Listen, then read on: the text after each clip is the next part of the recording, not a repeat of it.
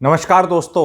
आज का टॉपिक है 7 गाइडलाइंस और रूल्स और या एडवाइस मान लो विच द लड़का लड़की कैन फॉलो शुड फॉलो ताकि शादी अच्छी निभे आगे जाके।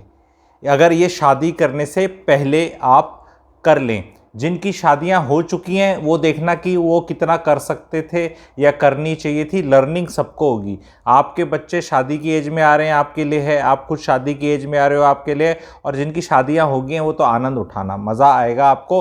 और आप बताना इसमें से सारी की सारी फॉलो करोगे। आखिरी वाली तो सबको फॉलो करनी चाहिए, मैंडेटरी मेरी तरफ से अमित सांगवान स्पेशल, जो आखिरी एडवाइस होगी इस उसकी, ठीक है। एंड बाकी आप कौन कौन सी कर सकते हो आप देखना। तो सबसे पहली लड़के को एडवाइस, जिसमें दोनों लड़का लड़की का चलेगा कि भी लड़का ये करना चाहिए, लड़के वाले को ये, लड़की को ये। तो काफ़ी बैलेंस्ड है, ऐसा नहीं है कि प्रो और एंटी टाइप नहीं है लगेगा आपको।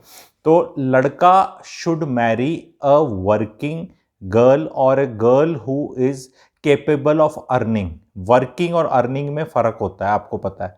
वर्क होता है एक जॉब लगी हुई जाके, और एक होता है पैसे कमाने की क्षमता। ये बहुत जरूरी चीज है और ये आगे आपको पता चलेगी क्यों जरूरी है। Because this is the only thing the लड़का कैन बी अश्योर्ड ऑफ।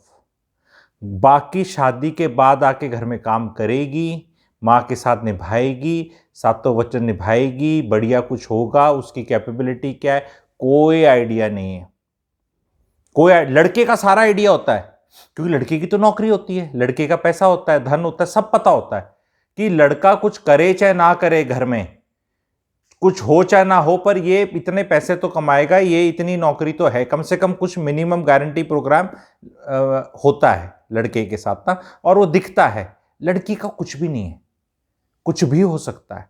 भी धनी परिवार की बहुत लड़की है, आपको लग रहा है धन मिलेगा या कुछ फायदा होगा, ससुर जी बहुत रईस है, भाई उनका भी लड़का है, नहीं देते 1 रुपये भी, कोई मदद नहीं करते, कुछ नहीं करते। तो आपने तो शादी सोच के करी थी कि पता नहीं क्या होगा।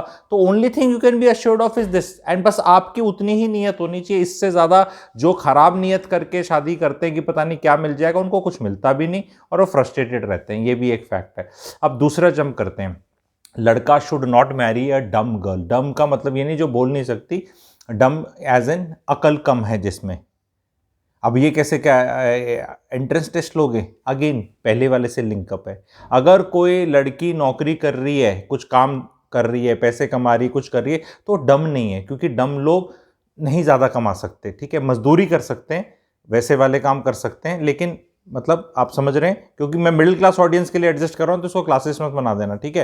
तो डम गर्ल में क्या है ना कि वो आज तो शादी कर लोगे खूबसूरती के उसमें कि यार बहुत अच्छी लग रही है, जैसे कोई लड़की आके बोले हाँ जी आप डिसाइड कर लो जी, ओके, ऐसी सुनने में देखने में बहुत अच्छी लगती है हमें कि यार ऐसी लेकर आऊं। सासों की फेवरेट होती हैं डम बहुएं, डम बहू, जिसको जैसे बोले वो वैसे चल जाए। कोई वैसे आजकल है नहीं, डम गर्ल्स मे बी 10-15% होंगी मेरे ख्याल, उससे ज़्यादा नहीं होंगी, ठीक है। मेरे पे किसी की बेटी को डम कहने का कोई वो नहीं है, ठीक है। लेकिन फैक्ट ये कि रिलेटिवली कह रहा हूँ मैं।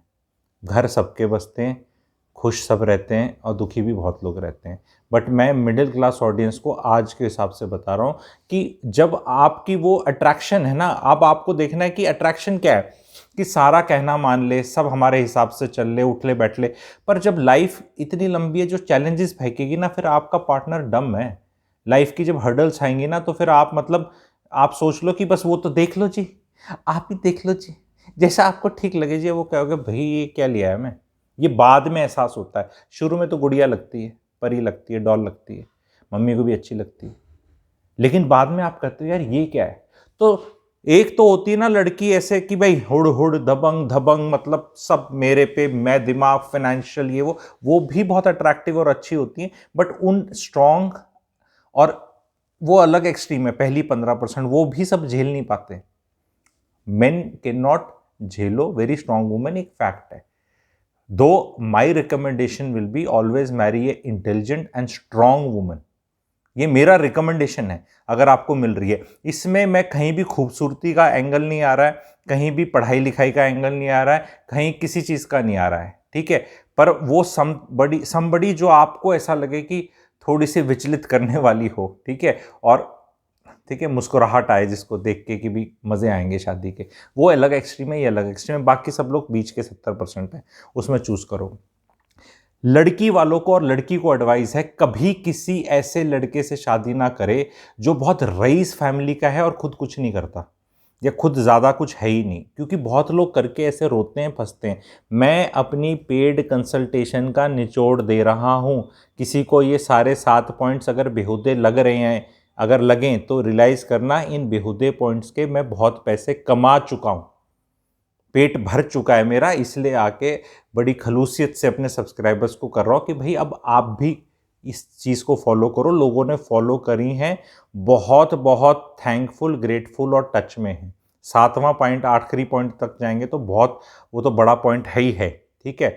तो ये वाले पॉइंट में क्या है, लड़की वाले देखते हैं BMW खड़ी है, मर्सिडीज खड़ी है, कोठी खड़ी है, स्विमिंग पूल वाली भी हो सकती है। एक्सट्रीम एग्जांपल देके बता रहा हूँ क्योंकि ये हो चुके हैं, केस स्टडीज़ हैं। मैं केस स्टडीज़ भी आगे लाऊंगा आप लोगों के लर्निंग के लिए। तो उनको लगा यार इससे अच्छा क्या हो सकता है, हमारे तो धन भाग खुल गए जी। और आपका लेवल एक्चुअली ये है सोसाइटी का, और कुछ ऐसी फैमिली में है, लड़की इंडिपेंडेंट है आपकी, ठीक ठाक, भाई कुछ तो खूबसूरत है, ठीक है, टैलेंटेड है, कुछ तो हो गई, तभी तो ये वाला परिवार आपके आके रिश्ता कर रहा है। आप बड़े एनामर्ड हैं कि बस लड़की तो मेरी सेट होगी जी। एक रानी की बेटे की शादी हुई थी इंग्लैंड में कई साल पहले। कौन रानी थी, कौन बेटा था, उस शादी का क्या हुआ, वो भी ऐसे सोचा था। भाई नहीं फीलिंग देते, नहीं रिस्पेक्ट देते, ये भी होता है क्या? 100% केस ऐसा रहता है। लड़की की इज्जत is directly proportional to the इज्जत उसका पति will command in that household, which is again directly proportional to उसकी स्टैंडिंग क्या है। क्योंकि वो पैसा ससुर का है, पैसा सास का है। उस BMW में आपकी बेटी नहीं बैठेगी, वो शायद डिज़ायर में ही बैठे, जो उनकी 6ठी या 5वीं गाड़ी होगी। आपको यस लेने उसको आया जाएगा उस बड़ी महंगी गाड़ी में, रिश्ते की बात होगी, घर सजेगा तो वो कोठी सजेगी। वो शुरू में हीरे मोती हार भी दिए जाएंगे, अंगूठी भी दी जाएगी, पर वो अंगूठी से उतना सुख नहीं मिलने वाला, वो भी लॉकर में चली जाती है। शुरू में स्विट्ज़रलैंड का 5 डेज़ का हनीमून भी होगा और वो सब एक होगा। उसके बाद 1 साल के बाद उदासीनता आएगी कि जब रियलाइजेशन होगा कि यार मेरी शादी जिससे हुई है उसका ये नहीं है, और ये सब मिलने में 35 साल और लगने हैं। 35 ही लगने हैं क्योंकि 50 की सास है, सास 23 की थी तब बच्चा किया था, बच्चा 27 का है, सास 50 की है, तो 35-40 साल जिएगी सास, ससुर 35 साल जिएगा, तो कुछ नहीं मिलने वाला। और इस चक्कर में लोग बड़े खुश हो जाते हैं कि हमें कुछ नहीं मिलना, और कई बार बिल्कुल ऐसे ट्रीट किया जाता है नौकरानी की तरह। ये एक फैक्ट है। ये मैं जो बता रहा हूं ना, ये मैं आपके माइंड में चेक्स बैलेंस डाल रहा हूं। क्या कभी ऐसा हो सकता है कि ये चीज 100% ही ट्रू होगी? 100 तो कुछ नहीं होती, प्रोबेबिलिटी के खेल हैं। कि जैसे सिगरेट स्मोकिंग ज्यादा करने से लंग कैंसर हो जाता है, चांसेस ज्यादा हो जाते हैं, बस ऐसा है। क्या सबके ही होता है? क्योंकि और भी फैक्टर्स प्ले आउट करते हैं। तो उसको इतनी आई अज्यूम दैट मैच्योर है ऑडियंस। अब आगे चलते हैं। जो लड़की को बता रहा हूं, अब मैं लड़की को सिखा रहा हूं।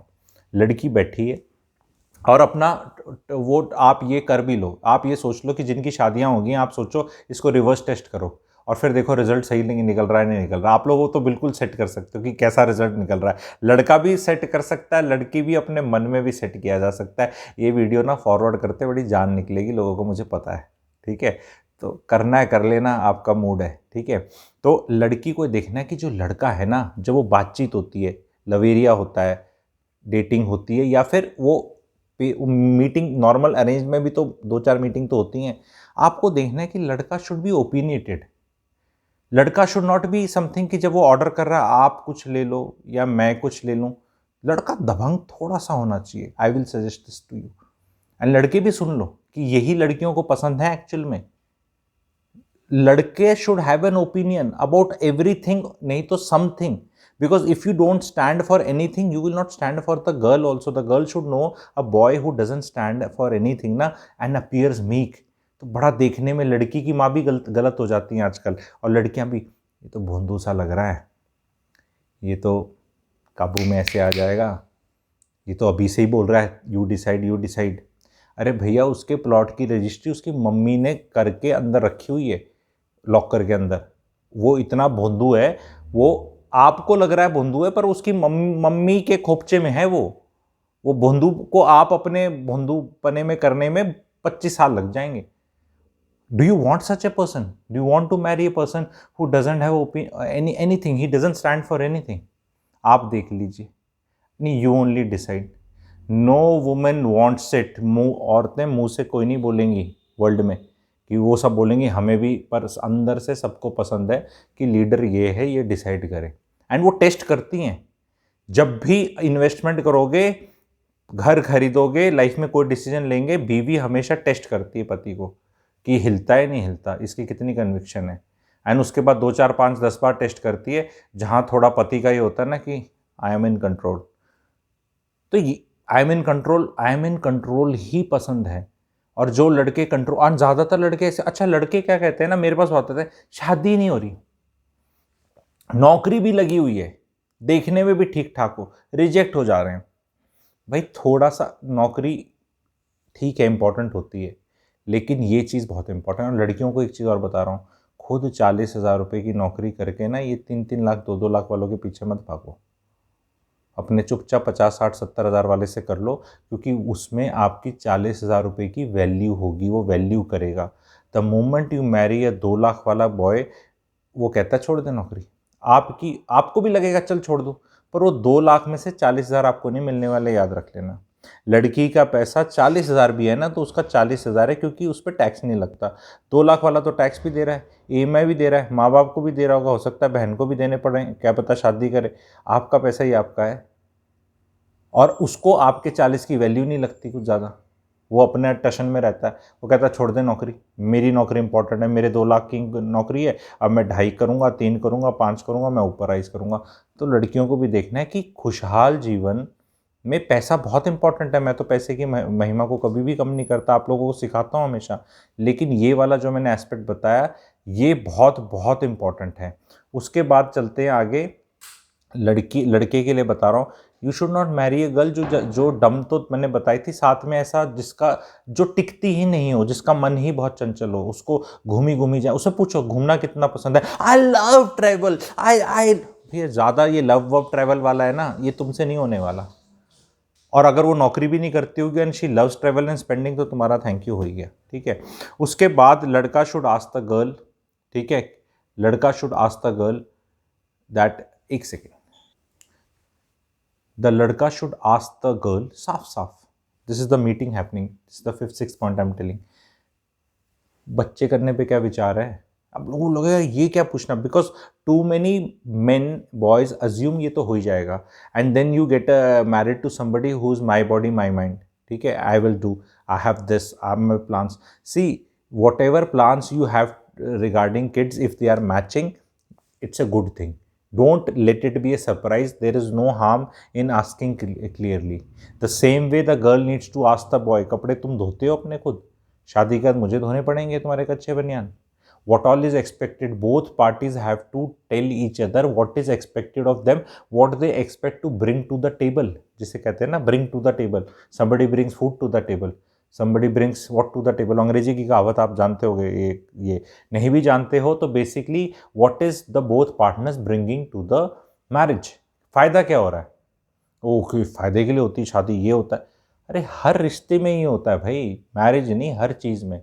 अगर एक आदमी ही सब कुछ कर रहा है, दूसरा कुछ कर ही नहीं रहा, तो उसमें फिर वो बिटरनेस आ जाती है। आखिरी पॉइंट जो मैं बताना चाह रहा हूँ सबको, एंड जो मेरा बिल्कुल पॉपुलर 100% हिट है, शादी के जैसे ही बैठे हैं लड़के और लड़की वाले, सीधा पूछना चाहिए लड़की वाले को या लड़के वाले को, दोनों को, हाँ भाई साहब, ये विचलित हो जाएगा समाज सुन के, हाँ भाई साहब कितना लगा रहे हो शादी में, अरे ये तो बड़ी ये क्या बात कर दी, दहेज की बात कर रहा है।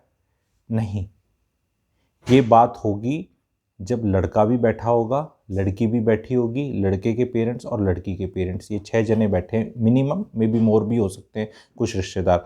इसका मतलब ये होता है बहुत कम्युनिटीज़ में, मैंने देखा है, मैंने इससे सीखा है, मैंने बहुतों को बताया और सबने गेन किया है। इसका रीज़न बता रहा हूँ, सीधा द लड़की का बाप should say 30 lakhs. And now the लड़के का बाप also needs to answer this question. How much will you put? And ये सामर्थ्य के हिसाब से है. यहाँ आपकी डिसीजन मेकिंग इस चीज से नहीं हो रही कि वो कम कर रहा है ज्यादा कर रहा है, इससे नहीं हो रही है. But just hear out what I am trying to say. Now they say one chap says, लड़की का father says 30 lakhs. Now the boy का फादर सेज ओके 30 lakhs. ठीक है, now it become 60 lakhs. Write it down on the paper. Now get the boy and the girl, and the शादी is not happening tomorrow. Time लगता है. Now that is the budget for the शादी. It includes your jewelry, your कपड़ा, your शादी का function, your लेना देना. It can include your honeymoon. It can include your car. It can include a down payment for a flat, which I always profess. ठीक है कि एकदम starting में वो करो. It can include anything. The girl and the boy has to decide this. It is their marriage. The parents have said बेटा ये budget है. क्योंकि what happens I'll tell you, लड़की वाले पूछते नहीं है, बजट सबका होता है. ठीक है, now they spend things as per their whatever understanding कि भाई ये that may not be of any consequence to the boy or the boy's parents or the couple or even their own daughter. I see lot of parents, girls parents spending so much, yet the शादी is bitter. And I was like कि यार 80 लाख कर दिया खर्च शादी में. हाँ, 80 दिन चल नहीं रही क्योंकि वो मज़ा ही नहीं आया उनको किसी को. एंड वो उसी में वो थी एस्पिरेशंस कह लो, दूसरी पार्टी की एक्सपेक्टेशंस कह लो, पता नहीं क्या थी. क्लियर कट पूछो, बहुत कम्युनिटीज़ में पूछा जाता है. एंड ये फाइनल चीज़ है. फिर 40 मतलब 41 नहीं लगेगा. बोलो भाई ये 40 है, कहाँ लगवाना है तुम बता लो. केटरिंग में इतना लगेगा, यहाँ खाने में इतना है तो इतने फंक्शन में इतने आएंगे. अब ये नहीं कह सकते लड़के वाले कि हम तो जी 1,500 लोगों की बारात लेके आएंगे. भाई इतना ही है तो 1,500 लोगों की बारात लेके आओगे तो वो 40 में ही होना है. बस हमारा यही है. या फिर आप ऐसे करो 20 लोगों की लेके आ जाओ, ये आ जाओ जी ये 25 बच गया, हमारा तो 40 था, ये 25 लड़की के नाम पे, ये वाला फ्लैट का डाउन पेमेंट लड़का लड़की दोनों लोन ले लेंगे, ये डाउन पेमेंट कर दिया, इतनी EMI, घर बच गया, हैप्पी एनिवर्सरी में मिलेंगे अगले साल. ऐसा भी कर सकते हो. The parents of the boy also should be clear कि भाई कैसे फंक्शन करना है, कितना करना है, हमने कितना खर्चा करना है. द बॉयज़ का parent should also spend money. अब ऐसा नहीं है कि वो तो स्पेंड इतना कर रहे हैं ज्वेलरी पे, इस पे सोच के कि वो इन्वेस्टमेंट है और वो 3x करके लड़की वाले देंगे. यहीं शादियां गड़बड़ होती हैं. द बॉय वाले सोचते हैं we are not suppose to spend that much because we are boy and whatever we will spend the girl has to, जो वाले हैं they have to do it 2x 3x because they are the girl ones. ऐसा करके एक understanding सी है जो बोली नहीं जाती मार्केट में. मैं ये कह रहा हूँ इस अंडरस्टैंडिंग को बोल लो, बता लो, ताकि द बॉय ऑल्सो नोज ना कि how much my parents are going to put in my marriage. वो भी ऐसे देख रहे हैं, अच्छा हाँ पापा आप बताओ, आप 20, अच्छा तुम 30, ओके ठीक है. Let it be very clear. And मैं ये कहूँगा let it be equal to begin with. Let it be equal. Function एक का कर लिया, एक ने कुछ और कर लिया, एक ने कुछ कर लिया. आइडियली इक्वल्स में अगर शादी हो रही है तो लेट इट बी इक्वल. भाई अगर आप थोड़े से ये ज़्यादातर वैसे भी बहुत आउट शादी नहीं करनी चाहिए. You should Mary with in ±10 to 20% of each other. एक का नेटवर्थ 2 CR है, marrying somebody 25 CR, it does have it's clash. It does have. I am not saying love marriage होगी, वो हो गया कुछ प्यार, वो तो हो सकता है, वो सब चल सकता है, लेकिन आइडियली वो है. बट ये गाइडलाइंस हैं, रूल्स हैं, इनको ट्वीक कर सकते हो आप अपने हिसाब से. एंड इसमें कौन सा फॉलो करोगे, कैसा लगा ये बताना. ठीक है, मेरा चैनल का उद्देश्य आके 6 महीने का इमरजेंसी फंड रखो, क्रेडिट कार्ड ऐसे ले लो, मत ले लो, चवन्नी बचा लो, ये नहीं है. प्रैक्टिकलिटी से सारी चीज़ें बताना है जो समाज में पूछा पाछी में शर्म है. And this is what I bring to the table. I charge money for this. You can take my platinum membership and become a consultant like this and start charging money. ये वाला वीडियो अब जैसे मैं paid वाले domain से निकाल रहा हूँ आप लोगों के लिए, एंड वो आपको महसूस होगा कि यार ये तो कुछ अलग है, because this is not something which we have heard और रेड और इवन थॉट. जो आपने सोचा भी नहीं वो कंटेंट लाना. ठीक है, तो कैसा लगा बताना, शेयर करना, लाइक करना, सब्सक्राइब करना. Thank you very much.